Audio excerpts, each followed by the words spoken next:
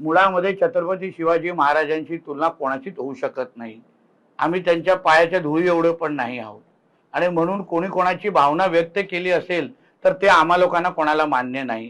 तर तुम्ही अगर इतिहास व्यवस्थित पद्धतीने स्वराज्याचा किंवा एकंदरीत मुघलांचा अगर इतिहास वाचला तर त्याच्यामध्ये मूर्ती मंदिरं तोडली, हिंदू माता भगिनींची आबरू लुटली, त्याच्यामध्ये धर्मांतर असंख्य मोठ्या प्रमाणामध्ये केलं। तर अगर तिथे त्यांची ही पूर्ण मुघलांची लढाई ही इस्लामसाठी अगर नसेल तर मग कशासाठी होती? मग त्यांनी मंदिरं कशाला तोडली? मग हिंदू माता भगिनीची आबरू कशाला लुटली? मग त्यांना धर्मांतर करायला का गरज भासली?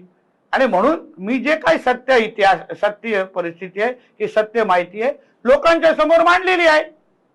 कोणाला त्याच्यावर काय आक्षेप असेल तर बोलतील ना माझ्याशी।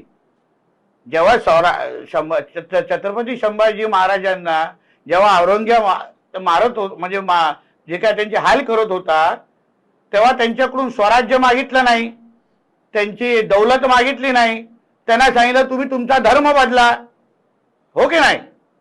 मग ती लढाई धर्माचीच होती, तेच तुम्ही काल बोललोय। साहेब, जन्मभूमी निलेश चंद्र यांनी आपले पूर्ण छत्रपती शिवाजी महाराजांची आपण मुख्यमंत्री हवा एक लक्षात घ्या, हे अशा कुठल्याही गोष्टीला माझं काही समर्थन नाही। त्यांनी काय बोलावं हा त्यांचा विषय आहे। एक लक्षात घ्या, मुळामध्ये छत्रपती शिवाजी महाराजांची तुलना कोणाचीच होऊ शकत नाही।